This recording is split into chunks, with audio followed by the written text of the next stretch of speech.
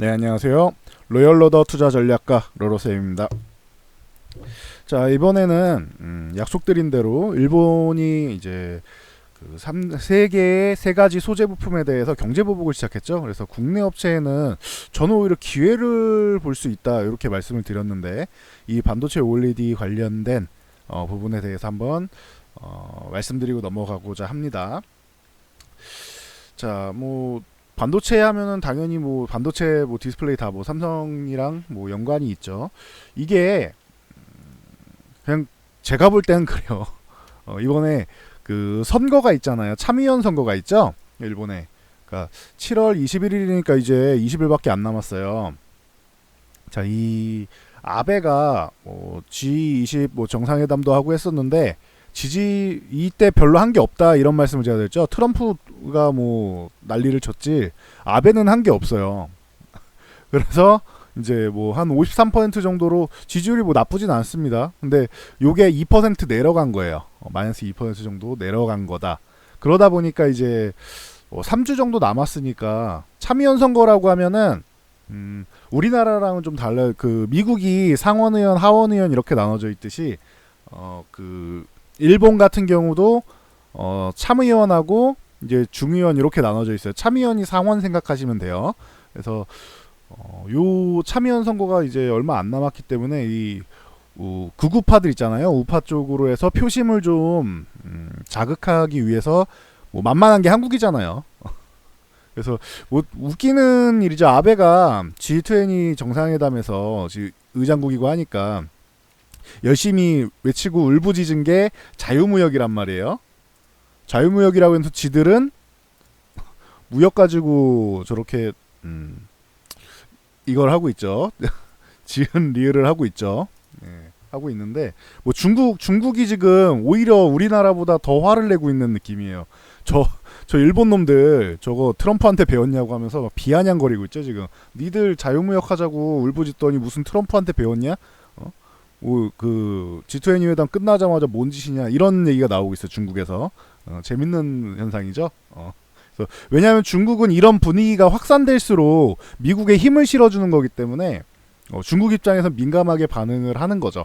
그래서 요 정도까지 뭐 그 배경을 보시면은 저렇게 선거가 있어서 표심을 얻으려고 한 가능성이 있지 않겠느냐.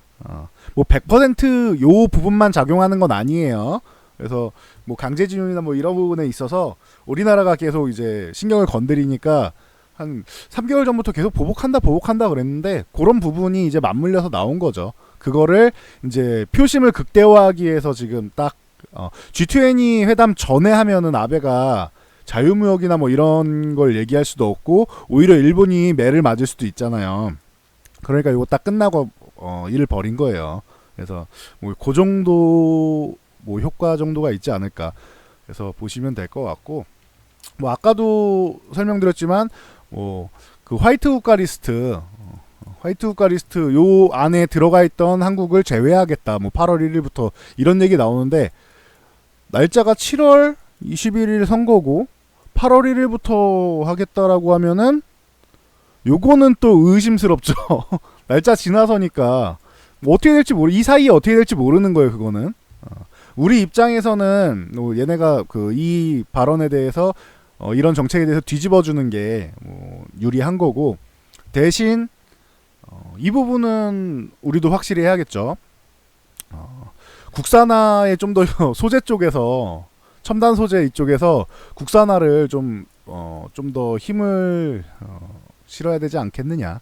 그래서 삼성 같은 경우에는 이따가도 얘기 나올 텐데 동진 세미키나 솔브레인 이런 데다가 아예 지분까지 넣어가면서 이제 투자를 엄청나게 하고 있는데 그게 이제 비메모리 쪽으로 넘어가면 소재 쪽이 살짝 주춤하긴 해요.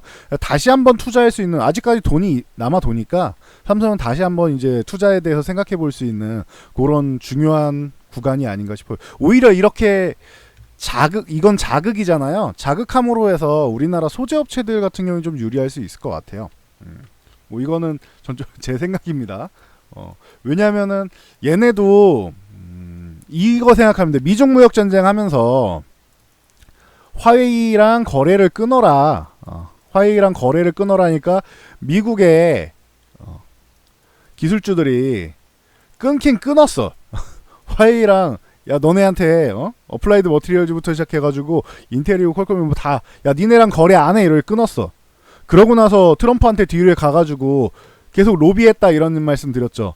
아우 그래도 화웨이 우리한테 큰 고객인데 우리도 먹고 살아야 되지 않겠느냐 해가지고 얘기를 하죠. 똑같아요. 일본의 소재 기업들도 뭐 대표적으로 뭐 스미모토라든가 이런 소재 기업들도 우리나라 한국이 큰 고객이란 말이에요. 전 세계에서 그 메모리 반도체랑 디스플레이랑 뭐 만드는 국가 중에서 가장 뭐 큰 국가 중 하나 아닙니까? 우리나라가 가장 기술이 발전되어 있는 나라 중 하나고. 그러니까 일본 입장에서도 그렇게 썩 유쾌한 상황은 아니에요. 이게 일본 업체들 입장이죠. 업체들 입장에서 이게 장기화되면 본인들도 피곤한 거예요. 미국의 기술주들이 로비하는 거 봤잖아요.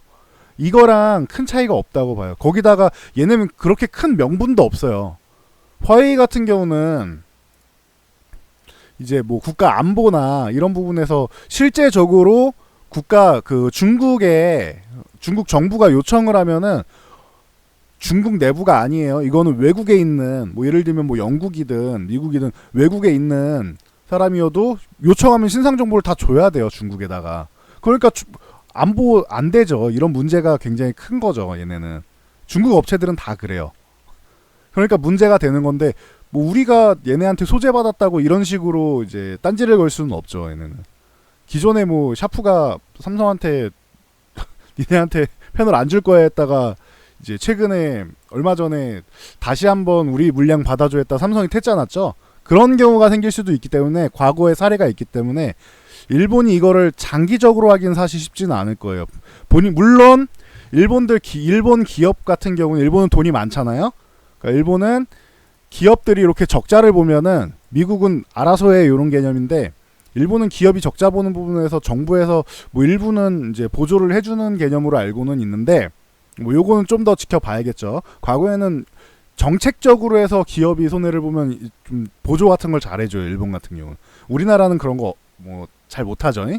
이번에 뭐 한국전력 같은 경우만 봐도 한전 같은 경우만 봐도 탈원전하면서 힘들어졌는데 이 부분에 대해서 전기세도 내리라고 하고 니네가 다 책임져 이렇게 하죠. 그러니까 좀 달라요. 우리나라랑은 돈이 많은 일본하고 돈이 사실 별로 없죠. 일본에 비하면. 우리도 적은 국가는 아닌데 뭐 주변에 워낙 강대국들이 많으니까 그런 부분을 생각해 보시면 되고 자 여러분들이 뭐 궁금해하시면 그러면 어떤 부분이 문제가 되느냐 플루오린 폴리이미드 이쪽 같은 경우는 디스플레이 하면 여러분들 LG 디스플레이하고 삼성 디스플레이 쪽 생각하실 수 있잖아요. 일단 LG 디스플레이는 별로 신경 안 쓰셔도 돼요. 뭐 장기화되면 모르겠는데 일단 뭐 LG 디스플레이는 이 소재를 지금 크게 뭐 사용하지 않고 삼성이 일단 당장 빠른 걸로 보면 폴드가 나오죠. 갤럭시 폴드가 나오잖아요. 갤럭시 폴드에 들어가는 이 그 플루오린 폴리이미드 요 불소 처리를 통해서 열 안정성이랑 강도를 강화하는 건데 플렉서블 OLED에 들어간단 말이에요. 이 갤럭시 폴드에 100% 들어갑니다. 100% 들어가기 때문에 요거 양산에 대해서는 조금 문제가 될 수는 있겠죠. 그리고 이거를 일본의 스미모토에서 되고 있고 그러니까 요게 문제가 될 수 있어요. 삼성 디스플레이 같은 경우는. 그래서 참고로 알고 계시면 되고 대신에 LG 디스플레이는 썩 그렇게 뭐 그냥 우려감 정도는 나올 수 있겠죠. 당연히 뭘 하려고 할 때 선택지가 좁아지고 하니까. 근데 LG 디스플레이보다는 삼성 쪽에 직접적으로 타격이 갈 수 있다. 요 정도 개념을 알고 계시면 될 것 같아요. 양산화를 하게 되면은 이 부분이 좀 문제가 될 수 있다. 물론 어느 정도 재고가 전체적으로 뭐 플루오린 폴리이미드랑 뭐 에칭가스랑 뭐 포토레지스트랑 요 세 가지인데 최소 뭐 한 달 이상 뭐 2-3개월 정도는 보통 재고를 쌓아놓거든요. 뭐 기업에서 이거를 정확하게 밝히진 않겠죠. 특히 이런 상황에서는 보통 2-3개월 정도는 재고를 쌓아놓는단 말이에요. 거기다가 지금 반도체나 디스플레이나 이런 공급 과잉 뭐 이런 얘기가 나오고 있잖아요. 물론 뭐 플렉서블 쪽이야 뭐 공급 과잉까지 가진 않지만 어쨌든 이런 얘기가 나오고 있잖아요. 특히 반도체 같은 경우는. 그러면은 오히려 얘네가 이런 식이 될 수 있는 거죠. 이제 인텔이랑 AMD는 이제 며칠 안 남았죠. AMD랑 CPU가 나오잖아요. 그러면은 메모리를 이제 메모리 반도체도 당연히 소진이 될 거 아니에요. 근데 우리한테 물량 이만큼 더 갖다 주세요 했더니 일본이 소재를 주지 않아서 우리가 이거 생산에 좀 차질이 생길 수 있는데 이런 식으로 나올 수 있다고요. 그러면은 돈 좀 더 줄 테니까 우리한테 먼저 주세요. 이렇게 나올 거 아니에요. 가격 경쟁력이 생길 수가 있어요. 이런 부분은. 뭐 뉴스 기사나 이런 데서 본 적 있으시죠? 그러니까 이게 이런 식으로 되는 거예요. 협상을 할 때. 그냥 무작정 올린다 이게 아니에요. 무작정 올리는 게 아니고 지금 CPU가 신규 CPU가 나오는 게 예정이 돼 있잖아요. AMD 지금 엄청나게 뭐 떠들썩하잖아요. 지금 라이젠 나오는 게. 그러다 보니까 뭐 관심 있는 분들은 아실 거예요. 그래서 요 부분에 대해서 이제 약간의 재고 처리 같은 부분이 재고 부분 소진이 중요하다라고 말씀드렸는데 반도체 같은 경우는 요 부분에서 좀 유리해질 수도 있고 이렇게 되면은 조금 더 턴하는 게 빨라질 수도 있지 않겠느냐. 뭐 이렇게 뭐 볼 수는 있습니다. 근데 뭐 저렇게 얘기해도 아까 말씀드렸듯이 일본이 끝까지 저 제재를 계속 가기보다는 적당히 뭐 한 달, 1개월 정도 끌고 가면서 이슈를 만들고 어느 정도는 타협을 보지 않을까 이런 생각을 하고는 있어요. 참고하시면 될 것 같고 이쪽으로는 우리나라의 뭐 금호석유 같은 경우 볼 수 있고 동화인캠은 뭐 제외하고 금호석유 같은 경우가 볼 수 있고 오늘 뭐 크게 주가는 반영하지 않았는데 금호석유는 이제 21선이 이렇게 올라오고 있다 한번 이렇게 이제 완만해졌죠. 여기를 한번 올라타야 돼. 21선은 요 분홍색 선 있죠. 요 구간을 올라타야 돼요. 그러니까 한 98,000원까지 안착을 해야 된다고 보시면 돼요. 98,000원 안착하면은 다시 한번 이제 위쪽으로 볼 수 있고 여기 이탈하지 않는 게 중요하겠죠. 보시면 될 것 같고 97,600 얼마 돼요 지금. 그 정도 보시면 되고 동질쌤 이렇게 아까 뭐 삼성전자에서 직접 투자한 소재 같이 성장해 나가자고 투자하는 소재 기업이라고 말씀드렸죠. 솔브레인하고 동질쌤이 캠하고 제가 반도체 얘기할 때 10개 종목 하면은 그 맨 뒤에 소재 할 때 같이 뽑아드리는 기업이잖아요. 동질쌤이 캠. 이게 11,500원 여기 중요한 가격입니다라고 말씀을 드렸었는데 요 구간을 오늘 돌파는 해 있어요. 근데 위에 그 12,000원 구간에서 자꾸 이렇게 약간의 매도세도 나오고 그래서 요 구간에서는 일단은 비중을 좀 줄이면서 보거나 아니면은 뭐 가면은 놔두고 솔브레인 쪽으로 옮겨가는 것도 생각을 하고 있는 저는 뭐 그렇게 보는데 뭐 좋습니다. 여기 위에 11,500원만 이탈하지 않으면은 뭐 동진세이켄 같은 경우는 뭐 이 부분에서 뭐 좋을 것 같아요. 뭐 일본에서는 뭐 스미모토랑 시네츠랑 JSR이랑 FFAM이랑 뭐 TOK랑 이런 일본 공급사들이 있는데 뭐 약간의 대체는 뭐 가능하겠죠. 여기서 중요한 거는 지금이 문제가 아니고 앞으로가 문제다. 앞으로 이 기업들이 기술력을 좀 더 키워서 국산 쪽으로 해서 이제 일본 의존도를 줄여나가는 게 중요하다. 이렇게 보시면 되고 삼성이 중요한 요 플로린 폴리미드 같은 경우는 좀 애매해요. 뭐 코오롱인더나 뭐 이런 쪽이 이렇게 수혜를 받을 수는 있는데 요거는 계속 안 좋다가 이제 21선 올라타고 모양이 좀 좋아지고는 있는데 호재까지 발생을 했어요. 일단은 지금 구간은 아닌 것 같고 여기 그 한 45,000원 정도 되는 이 61선이 이쪽 내려올 거예요.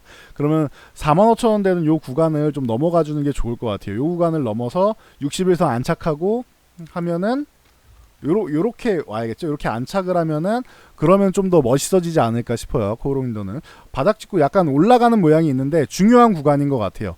이 구간 안에서 있는 게 아니고 여기를 넘어가 주는 게 중요한데 45,000원을. 그래서 코오롱인더 뭐 요 정도 볼 수 있을 것 같고 뭐 SKC 코오롱 PI 같은 경우도 뭐 PI 필름 쪽으로는 뭐 유명하니까. 그래서 요거는 61선을 넘어와 있죠. 거의 29,500원 중요한 구간인데 넘어와 있죠. 어떻게 보면은 이 29,500원만 이탈하지 않는다면은 SKC 코오롱 PI가 안정적인 거고요. 대신 좀 아래쪽에서 사고 싶다. 나는 그냥 밑에 있는 거 사고 싶다면 코오롱 인더가 나은 거겠죠. 대신 밑에 있는 쪽 종목 같은 경우는 당장 힘이 약할 수가 있고 수급이 들어오지 않는다면은 당장 힘이 약할 수 있고 당장 힘이 약하다는 건 잘못하면 맞고 61선 맞고 밀릴 수 있다는 거예요. 참고하시면 돼요. 제가 신라젠 계속 그 회복해야지 살 수 있다. 회복 못하면 밀린다라고 했던 그런 부분과 똑같습니다.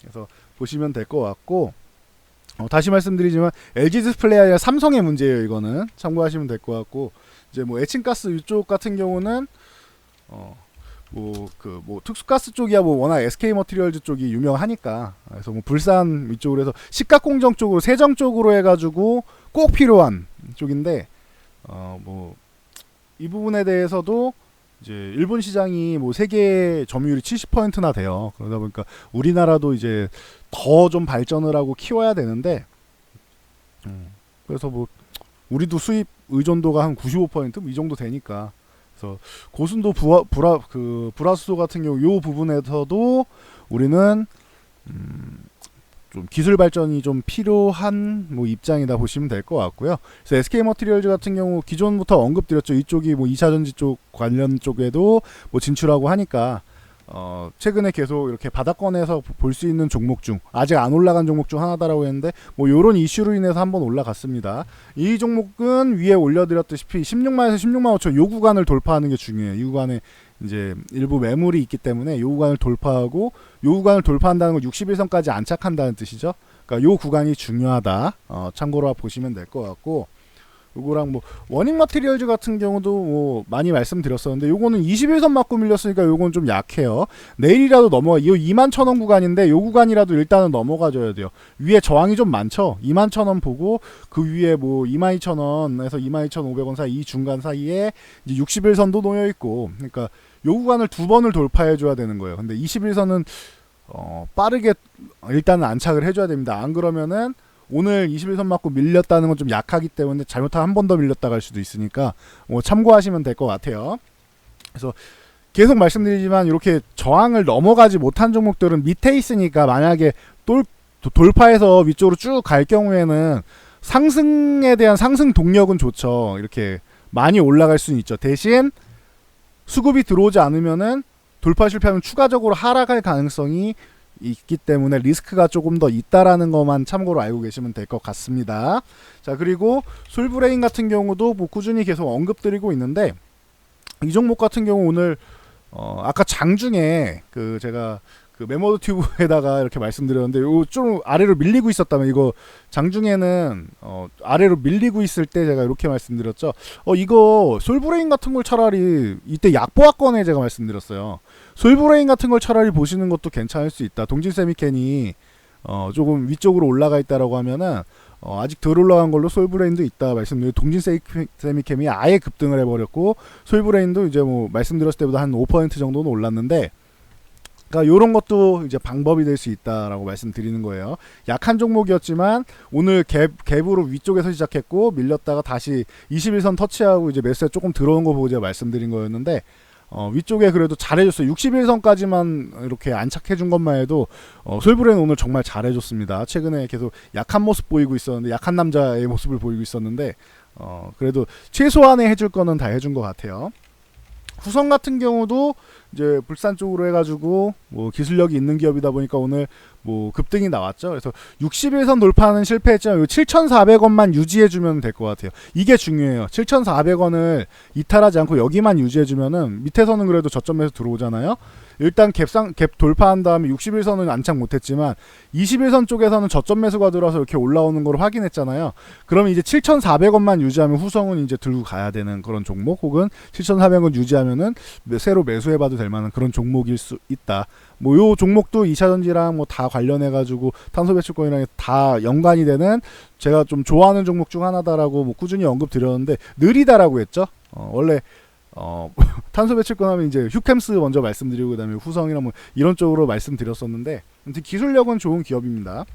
뭐 마지막으로 ENF 테크놀로지 같은 경우도 제가 뭐 과거부터 계속 좋아하는 종목이에요. 이거는 이놈은 추세가 지금 살아있는 종목이잖아요. 다른 종목들은 다 이렇게 밀려있는데 얘는 혼자 살아있잖아요.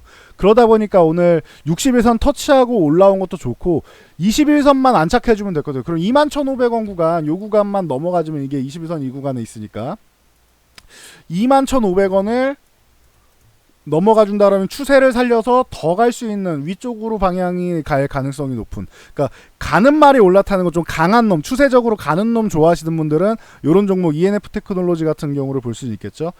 아니면은 아까 말씀드렸죠, SK 머티리얼처럼 이렇게 바닥권에 있는 종목 좋아하시는 분들은 뭐 솔브레인이든 뭐 이런 거 보시면 되겠죠. 그래서 뭐 요 정도로 여러분은 뭐 소개해드릴 수 있을 것 같아요. 그래서 뭐 화이트 국가 리스트 뭐 아까 말씀드린 8월 1일 뭐 이때부터 뭐 시작할 가능성이 있다 이러는데 7월 21일 선거 끝나고 나서 일본 움직임을 잘 보는 게 중요할 것 같아요. 선거 끝나면 조금 완화되지 않을까. 선거까지는 이용해야 되니까. 네. 좀 완화되지 않을까 이런 생각을 합니다. 뭐 첨단제로 수출할 때 뭐 허가 신청하고 하는 부분이 면제가 된다라고 말씀드렸죠.